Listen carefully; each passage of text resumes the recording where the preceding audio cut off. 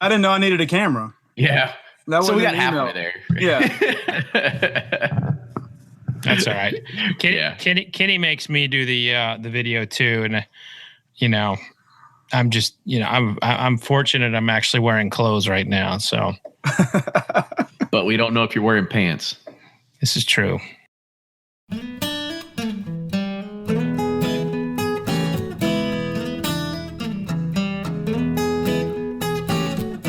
This is episode 190 of Bourbon Pursuit. I'm one of your hosts, Kenny, and you probably saw this week that a label was approved by the TTB for a new E.H. Taylor release. It uses amaranth as one of its grain sources, and the label calls it the grain of the gods. The news was first broken by Blake over at Bourboner.com, so you can go there and read more about it, but also check out BourbonWeekly.com for the satire piece, because they put that Buffalo Trace has now rewritten the history books on Colonel E.H. Taylor because they found a goof on the label. It now depicts him as a 300-year-old man from the 1600s.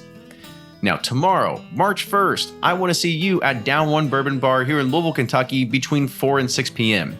We're going to be doing our first live recording and live streaming of the podcast as we're joined by Chris Morris and Elizabeth McCall of Woodford Reserve.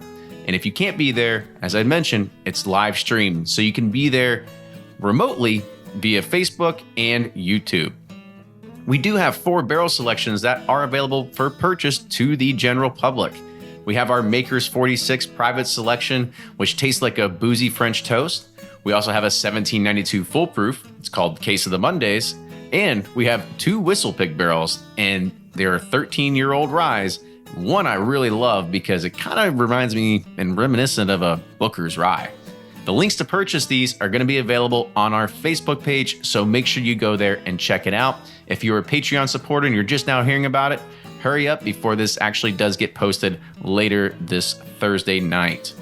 We love hearing the perspective from the retail side of the show, knowing what sort of bourbon craziness goes on because of their customers during a release season, or maybe they just feel the pressure from the 3-tier system. This one sort of takes a different angle, because Jamie Farris of Lincoln Road is really notable for his store picks. Sometimes he even has over 70 available at one time in his store in Hattiesburg, Mississippi. If you're interested to know more about Bourbon Pursuit and what we're going to be doing, like us on Facebook and check out our event calendar for all future planned extravagant releases and cool things we're going to be doing. Now, let's hear from our good friend Fred Minnick with Above the Char. I'm Fred Minnick, and this is Above the Char. At this exact moment, I'm looking at a framed newspaper article on my wall. It says, "Whiskey and Writers Stirred." It was a piece done in the New York Times a couple years ago. It featured myself, Heather Green, Noah Rothbaum, Lou Bryson, Clay Risen, and many more. And it talked about the growth and the enthusiasm behind whiskey writing. I remember when that story came out, I felt so honored that I was included. But more than anything, I had this incredible feeling that whiskey writing was going to take it to the next level, that we were about to become as mainstream as wine and people would be as interested in us as food. But then something happened. Brands started realizing that they couldn't grow if they only focused on the people who were currently buying their product. And so there was a lot less effort to grow whiskey media.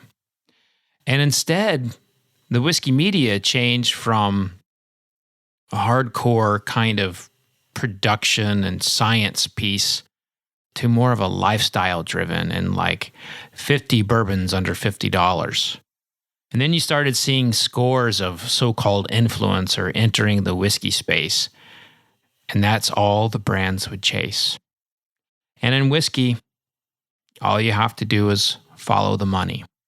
Today in Kentucky and Scotland and wherever whiskey is made, if there is a marketing dollar, they're getting on Instagram and they're seeing who's important and who's not.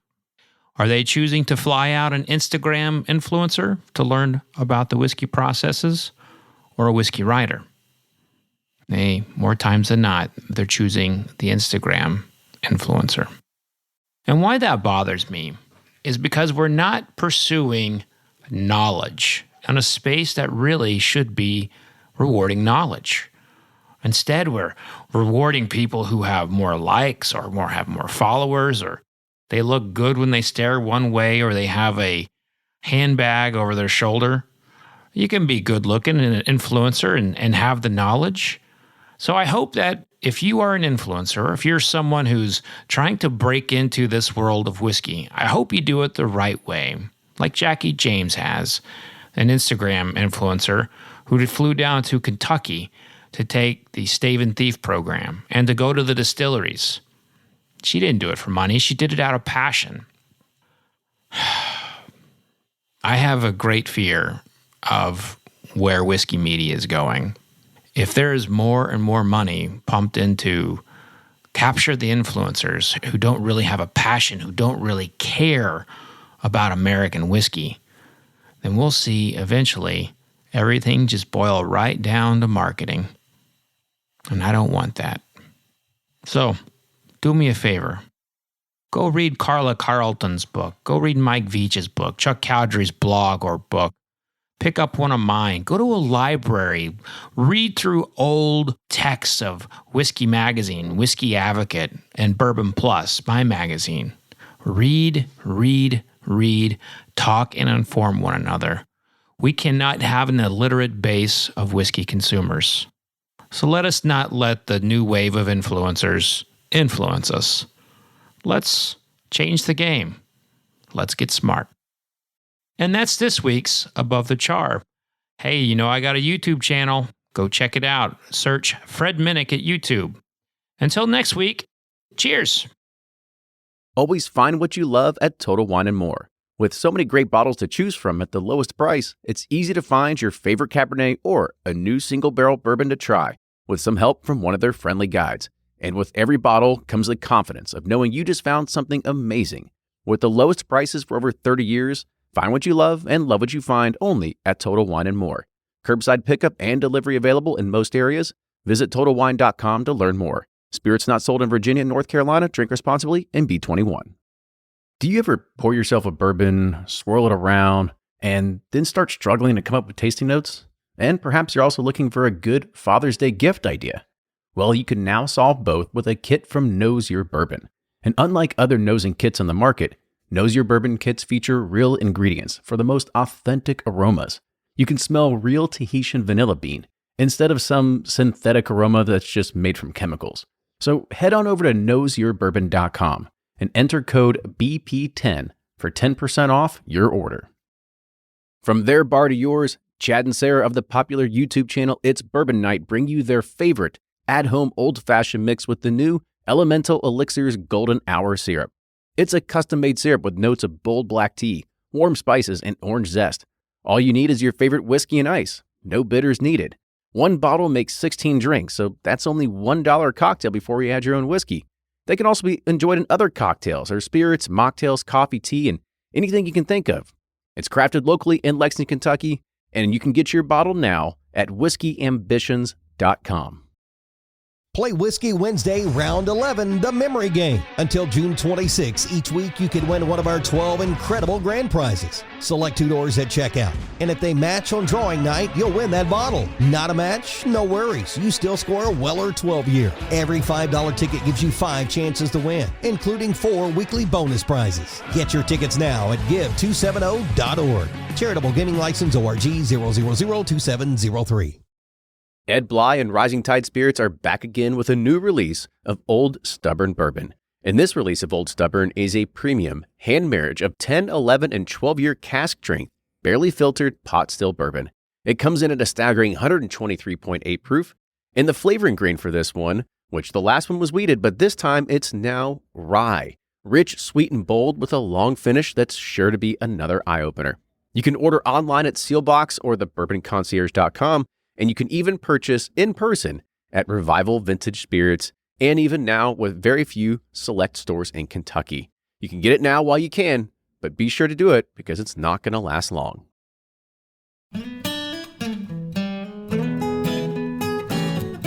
Welcome back to another episode of Bourbon Pursuit, the official podcast of bourbon.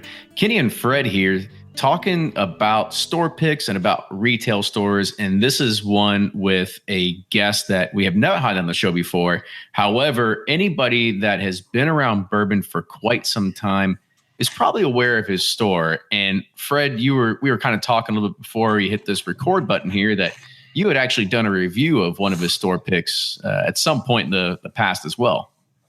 Yeah. So when I was a reviewer for Whiskey Advocate, I was clued in on this this store in Mississippi called Lincoln Road Package Store. Yeah, that was really getting a lot of steam, and people were going out of their way to buy these picks.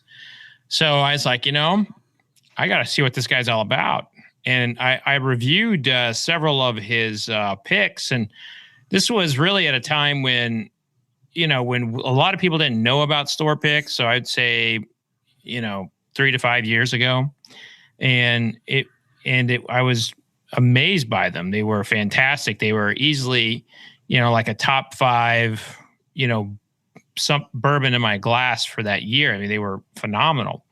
And then, I would taste them a year later, and they continue to have that incredible complexity. So he has like this gift, or he's bribing people at distilleries or something, but he's bottling a lot of good bourbon with his name on it. And the good thing is that we talk about this a lot. People that get caught up in the chase of limited releases and stuff like that, we keep telling them all the time, like, just stop. Just don't go for it, because if you can find people like our guest, or you have the opportunity to know a liquor store owner, and you can actually help or sway these barrel picks, or the liquor store owner and their palate, and they have good barrel picks, that's really the best place to find some of the greatest whiskey on the market today. Yeah, it's also a little tapped at the moment. You have brands like Four Roses. Four Roses, 5-6 years ago, when you did a barrel pick there, you would get to taste 10 barrels. And if you didn't like one of those 10, they would roll in some more. Heaven Hill used to just bust out, 12, 14-year-old juice like it was nothing. And so now you have to, the store owners have to work a little harder to get good barrels, from some of these more, traditional distillers. But other brands like Barrel Bourbon and Catoctin Creek and people like that have opened up a little bit. And so you're starting to get some really nice barrel picks from places you wouldn't normally think of. And it is a treasure trove if you know where to look. Yeah. And not only that, is, you're talking about that. We've even seen a lot of single barrel programs sort of die off. A lot of them, as you mentioned, from Heaven Hill, some from Buffalo Trace. So it is becoming a harder program to kind of get into. And here's what I'll say about that is that when you hear someone say they're no longer doing it, that just means they're no longer doing it for you. They're still doing it for somebody, because let me tell you something.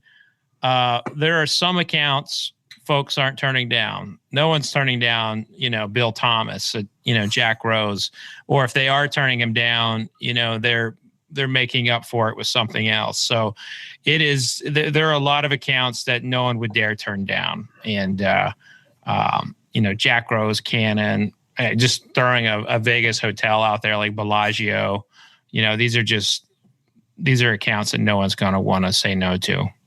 And we might have one of those accounts on the show here tonight. So that's a good segue to introduce our guest. So tonight we have Jamie Farris. Jamie is the owner of the Lincoln Road Package Store in Hattiesburg, Mississippi. So Jamie, welcome to the show. Thank you for having me, guys. I appreciate it. Absolutely. It's always good to have a few different angles that we're going to talk about tonight. First off with store picks, second with the retail side. But before we really dive into that, I kind of want to give folks an idea of who you are. How did you get into bourbon? How did you get into owning a liquor store as well? Well, so my brother actually opened the first liquor store in a dry county in Mississippi, in Hattiesburg, back in 1994. So that's kind of how I've been involved with the liquor business for that long.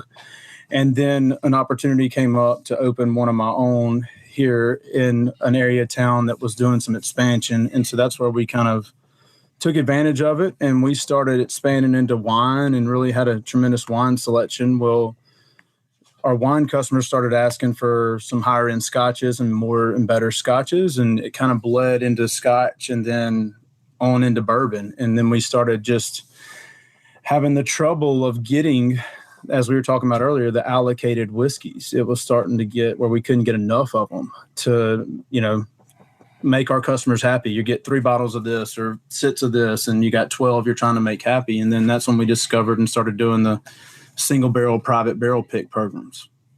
Now take me back to Dry County, Mississippi. Were you like going to moonshine shacks and getting jars of the good stuff made in the hills, or what was that like? No, it just meant you couldn't, at that time I was, 14, just doing the stock for him. And so it just meant that you just couldn't go buy beer or whiskey or vodka or anything in those dry counties until the city expanded its city limits and it became wet. Well, you're still surrounded by, we have 3 counties that are dry surrounding where we are right now. A lot of customers from there, I bet. Absolutely. Yeah, they got to travel in to get it. It kind of reminds me back in the days of college when Lexington couldn't sell beer or anything on Sundays, and so we'd have to drive all the way to Louisville to just buy our beer if we had no school on Monday or something like that. We could have an excuse for a party night. So I'm sure you get that every day, though. Yeah, we couldn't buy cold beer in Starkville when I was there, so we'd have to drive about 20 minutes to buy cold beer. So we talked about that a little bit before we started, Sue, because you're a Mississippi State guy. That's right. Which is cool because we're all at least 2 of the people here are SEC fans. Fred's the outlier here. Yeah, I mean Oklahoma State. Go Pokes. If you need a defense to run over, we're your people. So, so I want to give people an idea as well as the store. We talked about store picks. However, I think you need to explain the gravity of what it is, because if anybody that hasn't known about Lincoln Road before, you can actually go and check out their Facebook page. And every once in a while, Jamie or his wife will actually post, they say, here's the store picks that we have available. And I think like you're into like the 40s of different things that you have available, maybe even more. Yeah, I don't even know how many we have right now. We started getting into more with rums and brandy and even tequila. We've got some tequila barrels we've done recently that'll be coming in that we're excited about. And so it's just starting to branch out completely with everything and looking at trying to make it where this is the only place you can get that product. You come in and you like that bottle, it's a single barrel product that you can only get here. And that's really kind of creates, a following of customers and makes them decide that, hey, we're going to the beach from Arkansas. We're going to take a detour and go by Lincoln Road on our way down and grab some bottles of bourbon on the way, or tequila or brandy. So a question that I'm gonna have for you is, how do you get your hands on all this? Because I know a few liquor stores here in town, and their reps will come to them and they say like, yeah, you can get maybe 1 barrel a year. And then I know other people out in California, and they're like, I think there's only 2 barrels that are allocated for the entire state, except you've got, tons of this stuff. So whose palms are you greasing to make this happen? Luckily, we were one of the first ones in line buying barrels. Like, as I always joke and say, we were buying barrels when buying barrels wasn't cool. So now that it's the thing to do, everybody's trying to buy barrels and trying to copy what other stores are doing, which I don't blame them, but luckily, some have held their loyalty to us. Some distilleries have. Some have cut us back. So who's cut you back? I wouldn't say it's necessarily the distilleries. It's more or less the reps wanting to. They call it spread it around. We've been cut back a little bit from Buffalo Trace. We don't get as many as we used to, but that is what it is. Four Roses has cut us back a little bit, but I say a little bit. It's not much. We used to go in there and can buy 6 at one time. If we try 12 or 14 barrels, and we liked 5 or 6 of them, we'd buy them. But now that's changed. It's one per. Now, does that piss you off a little bit, because you kind of brought a lot of these people to the dance, and now they're telling you, that, hey, thanks, but we got this other guy over here we want to take care of. You got to remember, I'm in Mississippi, so we're not the biggest market. So I'm just happy with what I can get. I mean, when we're buying, like he's talking about 2 barrels for the whole state of California, and we may buy 4 or something like that for the year. So we're getting double their allocation when we're in a market of, I don't know, say 3 million people in the whole state, where you got cities out there that have 3 times, 4 times that population. So we're not the biggest, state on the market. When you say reps, you're not competing it. You're not dealing with someone in Mississippi. You're talking about I'm talking about the Mississippi allocation. Okay. So the Mississippi allocation, they'll come in and divide that up amongst their top Sazerac accounts. And so I guess another question to kind of tail off on that is, has the allocation just for Mississippi decreased, and then that means that you're getting decreased, or has it kind of stayed the same, and then you kind of have to share the pie with more people now? I think it's probably increased, to be honest, and I just have to share the pie with more people. We have some stores across the country that'll call distilleries and complain about us. Why are they getting so many barrels? Why are they doing this? Why are they allowed to do that? And it just is, it's frustrating for us because they're calling and complaining, but it also should be, a compliment, I guess, that we're doing something right, that people are noticing us. Yeah, I mean, it's kind of like a crybaby move, wouldn't you think, that you're going to go and tattle on the rep because somebody's got an extra barrel that you didn't? I guess so. Yeah, you're right. But it gets nitpicking, as y'all see. Y'all see the bourbon world we're in right now. And Fred brought up a good point too about, bringing these people to the dance. So give people an idea of, when did you actually start getting into the private barrel game before anybody else? So like, what year was that you can remember? About 10 years ago. So probably we started picking Elijah Craig barrels. Actually, our first barrel was a Jack Daniel's single barrel we did right after Hurricane Katrina.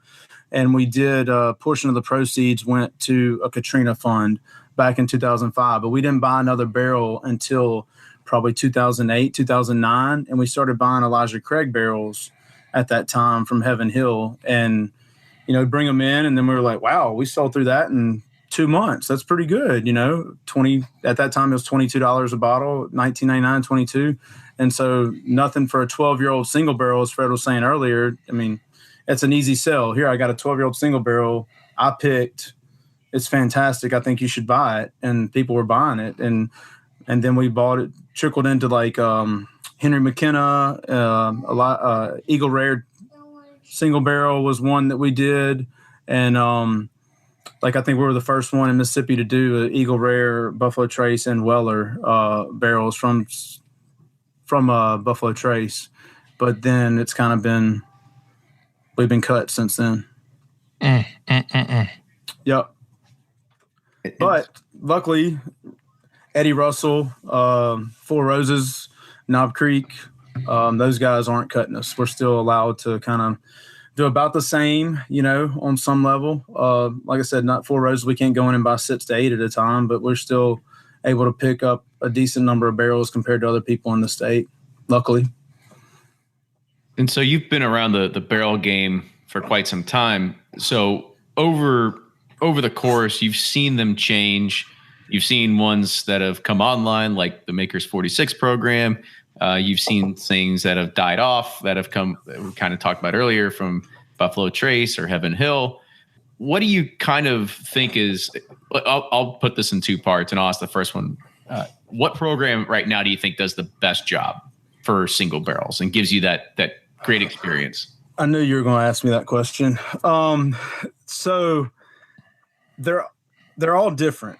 Let me say that. So I took a group up a couple weeks ago to pick barrels, and I showed them. They got to go to 2 different distilleries and pick, one with Eddie Russell and one at 1792. So they can see the difference of the 2. Not that one was better than the other. It's pretty cool being in the Rick House with Eddie Russell and going around and trying different barrels and you get one glass, and then if you decide you want to try them blind side by side at the end, you got to go back and say, all right, this one, and everybody's sharing the glass.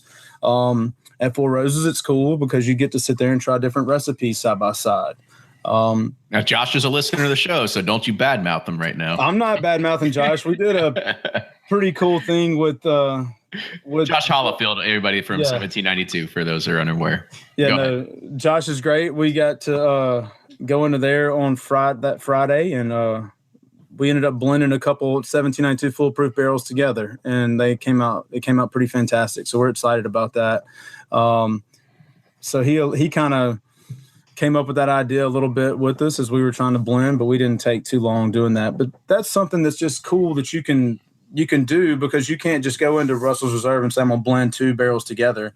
I don't think they're equipped for that. They could do, but I know where 1792 does that small batch now blend. So I can easily see how someone could sit there for 8 hours and try to figure out which ones they want to blend together, trying all this stuff. But to answer your question on which one's the best program right now, I don't think there is just one that's the best. I think that they're all different, and you're just able to see when you go up there to try what it is for taste Knob Creek barrel proof, and that's going to be proof down to 100. All right. So I hear what you're saying. Like, you're playing the politics game. Yeah, you're playing the politics game. You're playing the role, right? Of making sure you don't piss anyone off. But I'm trying not to get cut, Fred. I'm trying not to get. Yeah, I understand. Allocation cut. But I appreciate that. I'm sensitive to that. But we both know that it's different now than it was 5 years ago. Oh, absolutely. 5 years ago, I imagine you were probably rejecting barrels. Now you're just, do you approach this the same that you did, as you did 5 years ago, or are you a little bit more accepting?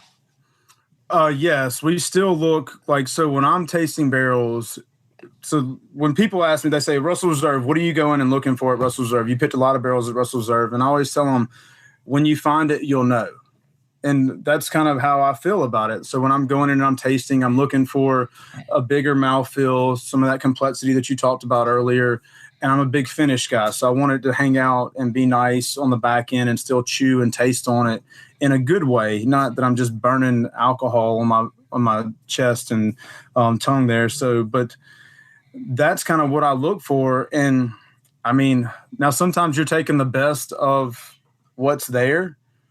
So yeah, you could be acceptable more on some, but I don't really think, there may have been a couple that we've just accepted, but not many in my opinion. Cause I hate to put my name on something that's just not good. How often have you rejected, barrel samples? I've done it twice on the barrel samples. I usually go to the distillery because I want them to know that I'm making a commitment to drive 9 hours to come see you. So I'm putting this time and effort in. So at least you can do is roll out good barrels for me. So like when they do roll them out and then you taste through the ones that they roll, you taste through what they rolled out. Do you ever say, I don't like these, give me something else. Let's go in the warehouse. Let's find the sweet spot that I'm looking for. I mean, how do you approach it when you don't get what you like? I always ask if they have any other ones laying around. It's kind of the way. It's like this. It's basically what people walk into the store and ask you, like, hey, Jimmy, right. you got any bottles in the back? Or no, I got a funny call the other day. They called and said, hey, do you have any Pappy laying around? And I was like, no, I don't have any just laying around. So no, I approached it that way. I go in and kind of say, with Eddie, you just keep trying. Four Roses, there's usually, 6, 7, depending on how many recipes they've got out there that you're trying through. And usually to me, there's at least definitely a good one in that bunch. Sometimes I've heard people say that they have been there and they haven't had a good one in that bunch. Knob Creek usually has a few extras laying around if you're, buying enough. Like we have. I mean, we bought 5 of those this past year from Knob Creek. So I feel like they're there. You just have to kind of look for them, I guess. You're really throwing a wrench in the Knob Creek process, because the way that they work is they've got 3 barrels. They're laid out red, green, blue, and then you've got tasting glasses that are actually etched red, green, blue. And you're telling them to bring out more barrels, and they're like, we've got no more colors left. Like you're screwing with us here, Jamie. Well, we're usually going in saying we're going to buy a couple barrels, so we get to try 3 to 6. So we're trying a few more because we're usually buying more. See, that's the smart move right there. You got to come in and just start bringing in like envelopes full of cash and saying, "Don't worry, we're not here. We're here not here to mess around." That's the play. That's right. That's right.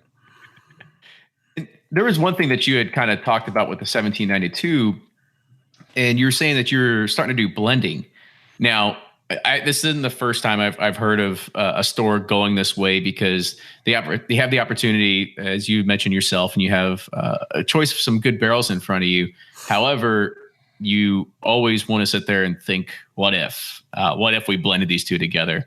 Are you looking at blending because are single barrels getting boring, or is it because it's just something unique that, hey, I can buy multiple barrels now and I can just put them together? Well, we took our allocation. Instead of going a couple times a year, let me backtrack a little bit on one thing that we talked about briefly, then I'll answer your question. What is getting harder to do is it's getting harder to get into the distilleries to pick a barrel. So like when I scheduled my 1792 pick and the Russell Reserve pick I did at the end of September, I scheduled those in March, beginning of March, where that would never have happened to us. That hadn't happened to us in the past. When I called Eddie or would, try to schedule with Eddie, it was like, hey, I'm going to be up there in 4 weeks. Do you have any time to meet? We can pick a barrel. And he'd be like, sure, come on up. Not anymore. It's just completely changed with that. I think Knob Creek Rye has pushed their program further back where you got to start planning 6 to 7 months ahead of time. The same with Four Roses. You got to really start planning ahead on your trips. It's not this last minute stuff anymore like we used to could do. And so that's changed. So when I got my allocation for 1792, I had to book it in September. Well, I had 3 barrels to pick. So we ended up taking one that was a bottled and bond, and then we decided with these 2 full proofs that they were fantastic blended together. It was just a dumb luck, I would say. One of the guys said, hey, have you ever thought about blending these? And I said, no, I haven't. And I knew when we did a small batch, you got to blend 2 barrels together to do a 1792 small batch now. So that's not something that I've ever been, big part of doing. I know Ditson, obviously considered a master blender. I know Ed Bly's done a lot of blending lately with some of the stuff he's done. I know, I guess I always butchered up Julio's in Massachusetts has done some blending with some of their barrel picks, but this is the first time we've done it. It's not something that we're all of a sudden trying to go down that road to do, because like I said earlier, I would be sitting there the way I am trying to make it perfect and sit there for, 5 or 6 hours instead of, an hour and a half. Kenny, we're kind of getting back to a spot in the 1950s and 60s where these stores were actually getting their own private labels. Like they would do these picks like this, but then it would evolve into their own label. And we've seen that with Delilah's. Jack Rose has been working on something similar. There's been a lot of Liquor Barn has their own private label, and Flatboat. Kroger Costco has their own. Costco. I mean, there's a lot of private labels, but you saw it in the 50s and 60s with these smaller guys too. And Jamie, I'm curious, the next step is for you to have your own label. Are you looking into something like that? We've talked about it. We haven't really tackled it head on yet. It's just been a conversation, but it hasn't been anything that we've found the right partner with, I guess. So what you're saying is you've been getting no on that. Absolutely. Yeah, right. It doesn't sound like you're having a problem getting the barrels. Maybe it's having a problem saying, can I have these barrels, but not under your label name? That's right. And I know with Bardstown Bourbon Company coming on board, there's opportunity there to do it. But, that's a big chunk of change you got to put out there. How much? I think it's around 1,000. You got to commit to anywhere from 1,000 to 2,000 barrels. And how much is that, like per barrel? You're probably looking around 900 to 1,000 a new make.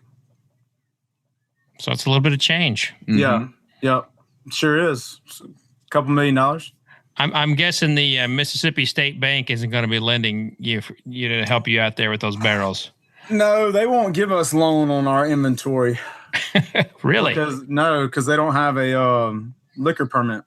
So, yeah, the challenge of being in Mississippi. Speaking of Mississippi, and we were kind of talking about this a little bit earlier, and you had mentioned that people will go on a road trip and they'll stop by and they'll be like, okay, I gotta hit Lincoln Road. I gotta go 30 minutes out of the way just to go and check out this store. Now, do you think that you've kind of put Hattiesburg on the map a little bit with bourbon in general? I wouldn't say like the town like in general, because we've had a lot of good things here with Southern Miss. Obviously, I would say Brett Favre may have put us on the map, but maybe in the bourbon world, we have done that, but not in the whole scheme of everything overall. So how far away is like the nearest major city? Not to shit on and say Hattiesburg's not a major city. No, we're not. New Orleans is 86 miles. So, I mean, for my opinion, I mean, I think it's very impressive because you think about it and you're like, you're not Atlanta, you're not Louisville or Lexington that are kind of just, not to say Louisville and Lexington are major, but major in regards of bourbon. And so you've kind of found this ability to be able to say, I can have this store pick paradise in the middle of Mississippi that maybe that people, it's kind of like this, like you said, it's like, Fred kind of ventured to it earlier. It's just this kind of little hidden gem now. That's right. We've been fortunate with where we are that we're about an hour and a half between a lot of little bit bigger cities than us. We're not far from Mobile. Birmingham's like 3 hours, which that's a trek, but we have a lot of people coming from there going to New Orleans. We've got Nashville, people coming south from there. I know that says Nashville, that's 5 hours away, but still we have where people are traveling a lot more these days. So it is nice to become a destination shop, as I call it. So there's one question that came in from Dave, who's our good friend at Rarebird 101, and he says some of the Lincoln Road picks are credited to Misty. Explain exactly who Misty is. So Misty's my wife. She enjoys drinking wine, so she's a wine drinker, but she has a fantastic palate and knows what she likes when it comes to bourbon, and she's looking for specific things and specific points that it hits on her palate and her mid palate that she looks for. And when she does, she knows it and she says, this is the one. Nice. So we've got the Misty pick. You've got a pick that you've done with Dixon. Are you looking to kind of take this and say, I think that there's a market for more of these like collaboration picks rather than just something I do myself? Absolutely. I 100%. I think there's a market for collaboration picks. With me and her doing it, I get a lot of questions all the time. Well, which one's Misty's favorite? You talked about earlier, we have 40 or 50 different barrel picks in the store. And a lot of times she hasn't had it. Like she wasn't with me on that pick, so she hasn't had it. So most of the time that she's with us, her name is on it. So people know that she was involved with it. Because she does have a better palate than I do. Women do have, in my opinion, have fantastic palates. Most of them have better palate than men. I'd agree with that. In fact, there's been some joking in some past barrel picks that people would put their marriage on the quality of a barrel. Saying like if it's not as good as I'd say it is when it's bottled, then I'll sign the divorce papers. So people, the husband-wife couples tend to take these barrel picks very seriously when they do them together. I'm just glad that she comes along with me and enjoys it, and she can pick a fantastic barrel.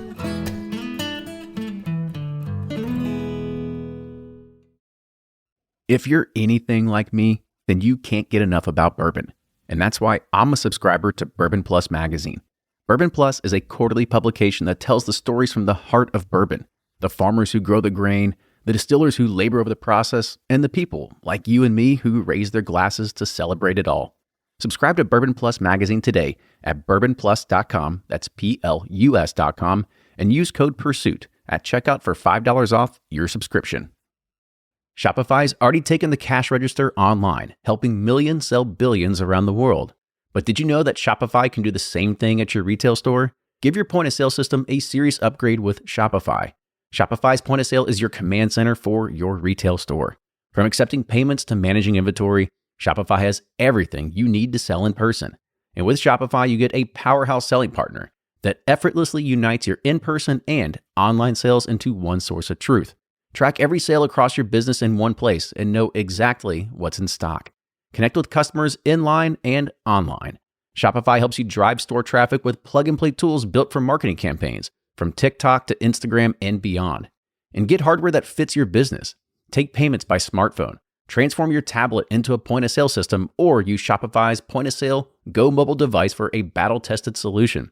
Plus, Shopify's award-winning 24/7 help is there to support your success every step of the way. Do retail right with Shopify.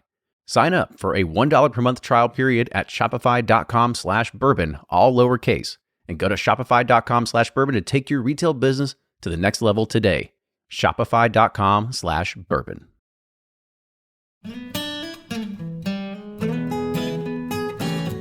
So let's take a look at, like, you're involved in a lot of other categories. You're obviously known for bourbon, but is there another category that you see with the same kind of passion and fan base as bourbon right now? So if you'd have asked me that probably about 3 or 4 months ago, I'd have been rum. And I still think rum is a tremendous category that's growing, and the possibilities of getting some of these distilleries in the Caribbean on board with single barrel program. Like, we've been talking, obviously Campari owns Russell's Reserve. So I talked with them about Appleton doing single barrel program, but they move slow. The big corporations like Pernod Ricard and Campari and those guys, they move a little bit slower than the rest because they're not seeing that. They're worried about jumping through the hoops that they have to jump through. But we've been seeing a lot of high-end tequila sales recently, which has been kind of interesting to us. In the over $100 range, which is unusual, but we're seeing a shortage on our end of, like, Don Julio 1942 was just thrown on allocation for us. So now it's on allocation because of the shortage of the agave plant. So that could be something that we see in the future coming, is tequila shortage possibly. Tequila Pursuit coming to an iTunes near you. That's right. And, hey, you never know. There could be Tequila Curious in the book form. So we're going to come out from all angles, but that's right. We got to change the subject because I have no idea what I'm talking about when it comes to tequila. That's okay. We'll take care of you, Kenny. So what I'm hearing is vodka's not doing very well, Jamie? Vodka is vodka. Tito's is the elephant in the room right now. It is just by far and away. What they've been able to do is just impressive. It is just, we probably sell 10-to-1 Tito's to anything else right now. It's just like, it just blows my mind at how well that they've been able to do with their basic packaging, and everybody loves it. It's good. It's good vodka. It's at $20, and you can't beat it. Fred's gonna have a brain aneurysm if you keep going. Yeah. I was hoping he was about to diss vodka, so that's why I set him up, and then he compliments him. So, lesson learned there. It pays the bills, right? So that's right. That's exactly right. Let's go back to bourbon. Thank God. I want to talk specifically about Maker's Mark's barrel selection program. Okay. I have tried to explain that thing to people, and they look at me like I'm from Mars. How do you, because you've done some picks there, how have you explained that? Because it's such a cool experience, but it's so impossible to explain. Like, even bourbon geeks, they have a hard time understanding it until they experience it. It is, and I had trouble understanding it until I experienced it, and it was a fantastic experience to be able to sit there. It made me appreciate of what people do that are actually blending stuff together to make good whiskey. So understanding that and trying to explain that to them is a kind of I don't know. So the way I explain it is saying, all right, you have Maker's 46. It's aged in these staves for 6 weeks to 8 weeks. And then they have several other staves that have different flavor profiles, different taste profiles, different complexities that they do the same with for those. And then we go through and taste those and blend those together to make the bourbon or whiskey that we're looking for, which obviously is bourbon. So what we did recently with ours was we took a bottle of our previous pick in, and everybody was like, well, why don't you just do the same stage? It's going to be the same. And I was like, no, it's not going to be the same whiskey. And they're like, what do you mean it's not going to be the same whiskey? And I said, well, because it's going to be from a different distillate date. It's different proof. I mean, this one was 107 when we tried it cast strength, which was a lower proof for them. And so we went off of what our basic one was that we first did, and then changed it a little bit to have that more big mouthfeel and creamy finish that we wanted. So basically, I kind of explain it as you got 5 different whiskeys in front of you, and you're trying to blend them together to make it a better whiskey. I don't know if I explained that well or not, but it is a tricky explanation there. By sticking staves in the barrel. So yes, yeah, it's the Voltron of whiskeys. You gotta, I like that. See? I like that. You gotta bring them all together and figure out if it's the yellow lion and the red lion and blue lion, and make them all into one that's going to be better than the sum of its parts. I love that. For anybody that's like an 80s kid out there that used to love that and might get that one. Yeah. So I want to change it up a little bit and kind of talk about the retail side. And because, you are a package store after all, you gotta deal with the calls of Pappy that come in every single day. But I kind of want to get an idea of what does the average bourbon shopper really look for versus that's the whiskey or bourbon aficionado. What are they looking for when they're coming to your store? A lot of times, of course, now we're getting allocated on just the basic bourbons, of course, everybody comes in looking for Buffalo Trace products, no matter what. I mean, everybody wants either Buffalo Trace, Weller, any of those products, the Blantons, all that stuff. That's the big elephant in the room. And we have customers that travel from Jackson to the coast, which are cities that are not far from us, that come in, and they'll come in all the time. And that's the only thing they ask for. We always ask them, what can I help you find? And a lot of people they're closed-minded because they just think, this is it. And so some of the regular customers know our experience that we've had and our knowledge. And so they'll listen to us and try different things. But some of the bourbon aficionados, they won't. Some of them are just closed. They're just closed off looking for this. We try to push them to barrel picks. The problem with some of the barrel picks is majority of the barrel picks are over 100 proof. So that runs into a guy that's an everyday bourbon drinker. It's hard for him to swallow going into 110 proof Russell's Reserve or 120 when you tell him that up front. But you say, hey, you could add your own ice or water to it to bring it down to whatever proof you enjoy drinking it at. But that still is the challenge that we run across, is getting these guys onto some of the barrel picks because of the proof. You talk to some guys and you say, oh, Wild Turkey 101. And they're like, oh, no, I don't want that at all. They hear 101 proof. So when you go from 101 to 110, 115, 120, that's a challenge. But the good thing is that we do have some of the bourbon aficionados that understand that and will come in and pick those up. But the everyday bourbon guys we're still trying to bring them on along. And like I said before, we're in Mississippi, so we're trying to teach and trying to educate on our end. And one challenge that we have is I wish we could do more of is in-store tastings. We can do one a quarter, and that's it. So is that a law? Yes. Oh, for fuck's sake! I know. I mean, so when you do have it, it's a fucking party. Somewhat. We try to, but it has to be opened that day. We have to file for the permit 30 days in advance. We have to send a report in after that. It's just a big challenge if we could just say, hey, I'm not in the business of getting people drunk and saying, hey, here, I'm going to give you a bunch of free booze. Let me get you drunk and you leave my store and drive drunk. That's not what I want to do. But if I have someone trying to decide which barrel pick they want to try or buy that day, And so, hey, I have all these open already. Do you want to try any of these? I'll pour you a half-ounce pour and you try them, and then you decide, you know. And, of course, if the same guy keeps coming in every day trying to, hey, I need to try a new barrel pick, you know, then we'll catch on to that. But I could just imagine these Mississippi legislators debating this issue, before the state, like how the hell are they rationalizing, quarterly tasting? Oh, liquor store can only get one tasting per quarter. That stuff just pisses me off. That's an absolute travesty for what you're trying to do, Jamie. And you're trying to educate people. You're trying to, teach people how to taste good bourbon, and they're just hamstringing you. That's just ridiculous. I agree. They don't. I try to explain to them that if we could let these people try this product, they might buy more, which means more tax dollars for the state. But they're worried about everybody leaving the store drunk. What they're actually worried about is what their mamas are going to think if they vote for it.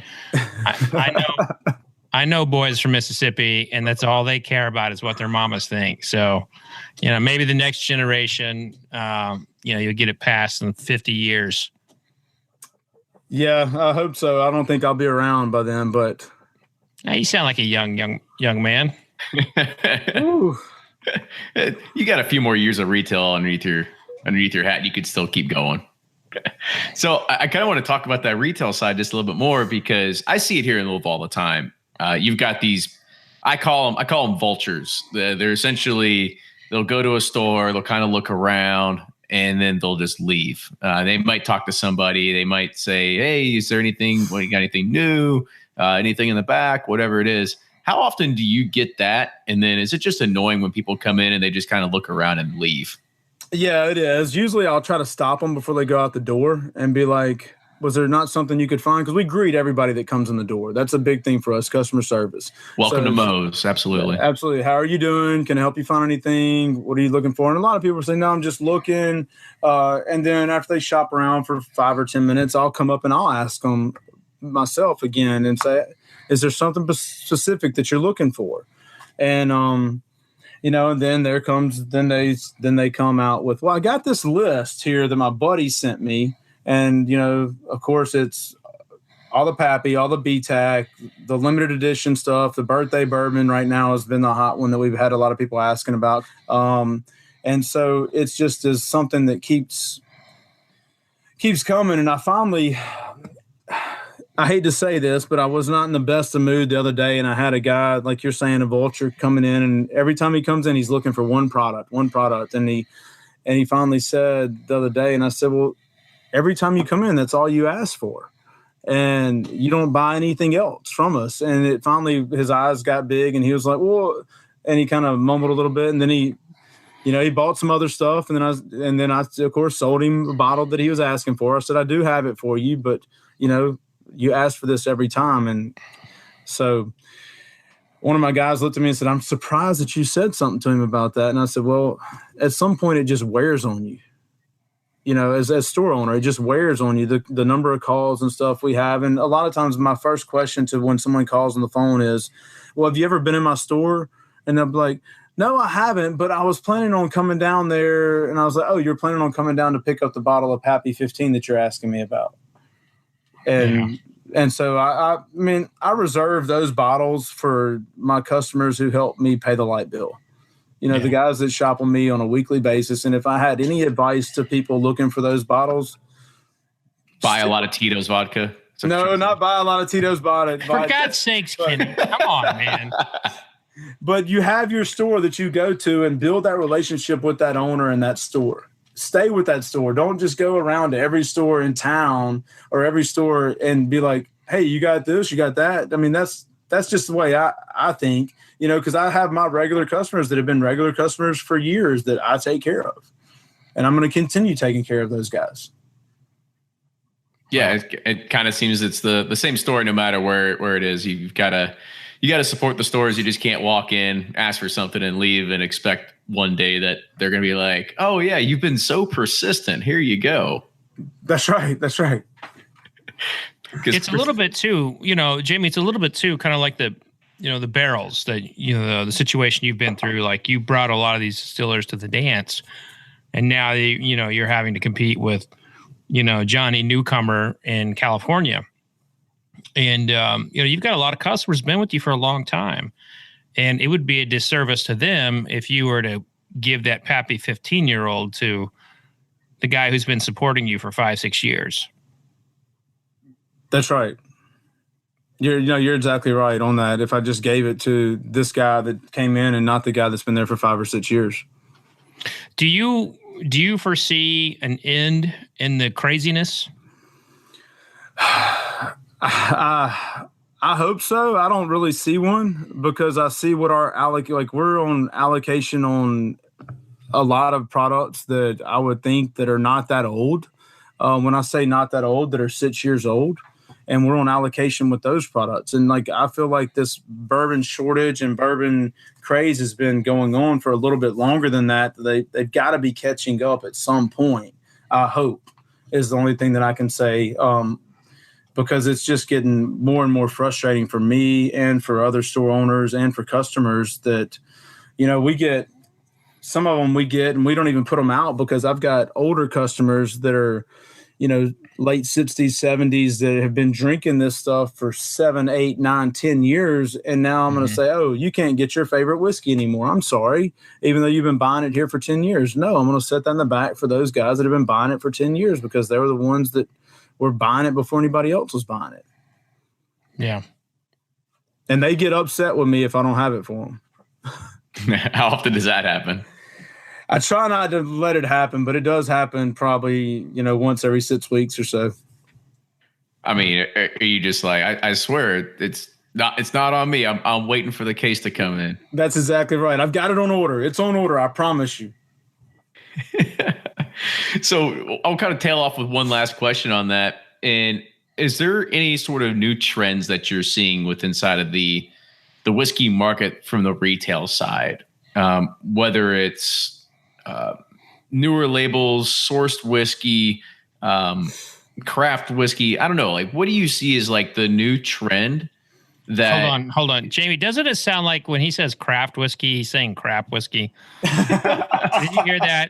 I swear, every time he says craft whiskey, I feel like he's saying crap whiskey. It was borderline there. I thought I heard. I was like, I love you, Kenny. I need to clear the saliva out of my my mouth. Then craft. I'm sorry, I interrupted you. That was rude. No, I'll start pronouncing those T's a little bit more, I guess. I feel like the craft trend has kind of come and gone a little bit, in my opinion, from what we're seeing here. I'm seeing more sourced whiskey trend coming in, obviously with barrel bourbon. And I think those guys are doing a good job with what they're doing. And from talking to Joe, I mean, they don't have contracts with people. They're just able to go find it and buying other people's stuff from other people that have bought it. For instance, they may be able to buy some, let's just use Heaven Hill stuff that they're buying from a third party that already had bought it from Heaven Hill, but they're buying it from them at a profit for that third party that bought it from Heaven Hill or whoever it was. So I think that those guys are able to doing some pretty cool stuff. And then you've seen some new ones come on. I mean, obviously I think the first ones to the table was Willet with the source whiskey.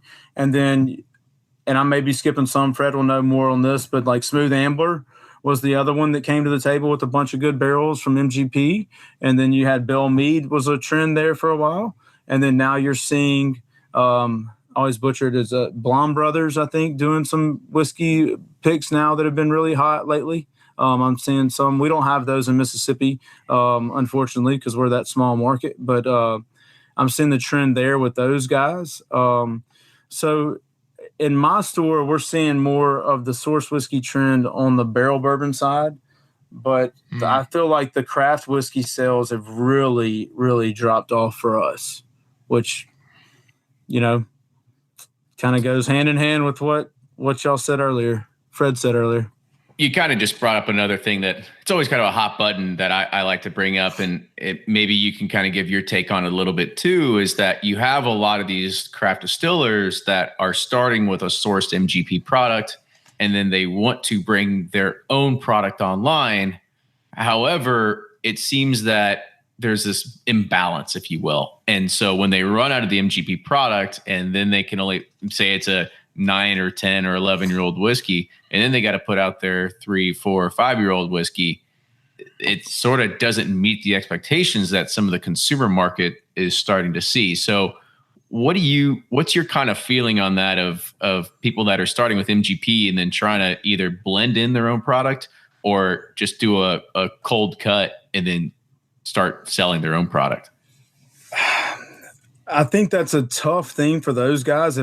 In my opinion, I would prefer is for them to realize that their whiskey's not old enough yet to be sold on its own and still go out there, because undoubtedly there's still MGP products out there that you can go buy. Now, granted, the price may be higher than what it was when you were buying it before.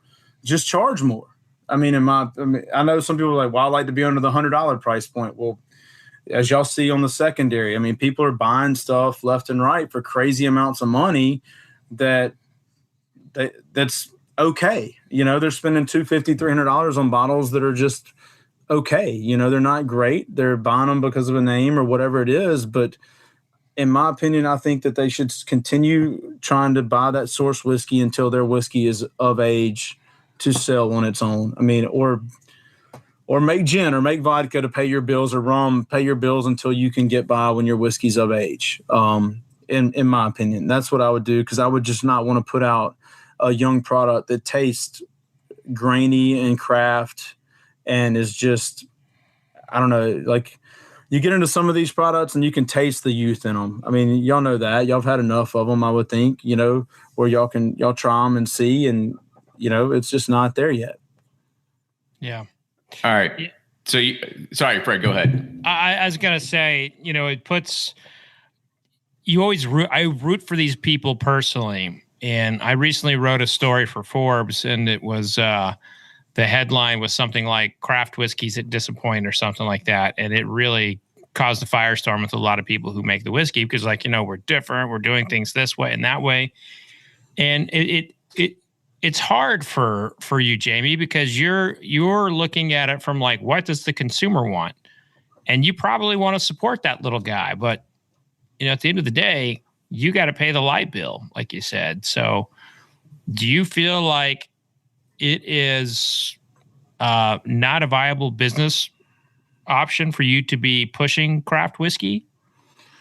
It comes down to a point of saying, why is this whiskey at 3 years old $100 or $125 a bottle or whatever it is? And then you can go and get something like Elijah Craig or Henry McKenna that's 10 to 11 to 12 years old, or whatever the blend is in it nowadays, at $30 a bottle. So I think that really is the challenge of me trying to recommend, and them saying, hey, well, what do you think of this $80 bottle? And I'm like it's a 4-year-old whiskey compared to something that's 10. That's the challenge that I run across, in my opinion. Because I know with some products that we've been doing barrel picks of lately, there's been some that we're getting that are 6 to 7 months younger than they were. And that is, in my opinion, is making a difference. And I it's just 6 or 7 months, but on some of it, you can taste the difference in that time. It seems like that additional 6, 7 months, 8 months in the barrel gets them another season or two. And it just smooths it out a little bit more. So when you're talking about a 3-year-old whiskey compared to a 10-year-old whiskey, it's just night and day. Yeah. Oh, one last thing I want to bring up, because you said the word, not I, but you had said secondary, and it's always fun to talk about retail side and secondary. So I kind of want to get your opinion on your thought of stores that basically get all these allocations, maybe not all these allocations, maybe they get a few bottles, but the bottles they do get in, everybody pays attention to the market, and they price it a little bit above the market because they think somebody's going to pay it. So I kind of want to get your thoughts on it. My thoughts on it are that my bottles that I get that are allocated that'll go at those crazy prices will go to my regular customers who are supporting me, and it's a reward for those guys to be able to come in and pay retail on those products is kind of the way I look at it.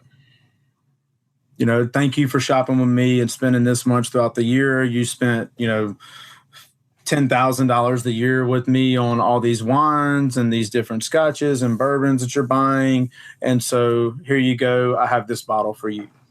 It's kind of how I do it. Sometimes I don't even know. I just call them and say, hey, are you interested in buying this? Mm-hmm. And, they're like, oh, yes, I would love to get that. Thank you so much. Now, do you look at the secondary market as a healthy thing as well? Because what something's valued at, maybe they don't. Like, what's your take on it? Yeah, I mean, it's always healthy to have an open market, especially when you have it's just supply and demand. It's simple economics 101. So that's going to drive, there's not enough supply, so the demand's going to come up and the price is going to come up higher. But on my end, if it's something that I can reward someone and make them more loyal to me is how I look at it. But I think the secondary I can't say it's a good or bad thing. I think it's, it drives the prices of some stuff just astronomical. I mean, where you go into places and you see a bottle and you're like, oh, they got a bottle of Van Winkle. And you're like, oh shit, it's $750 for a 10-year-old, and no wonder that's still sitting there on the shelf. But you don't ever think to yourself, like, I could have just sold these just a little bit higher and I could have had an extra mortgage payment taken care of. No, I try not to think of it that way. Cause like I said, we don't get enough of it anyway to where it's like, I mean, when I'm saying I get maybe you get 3 to 6 bottles of some of these allocated products coming out now, especially. I mean, some of them have even gone to 3-bottle cases. So you're not getting a ton of it. And I'd rather make a customer happy that spent, I'll make the money up on the back end because they're going to be loyal to me.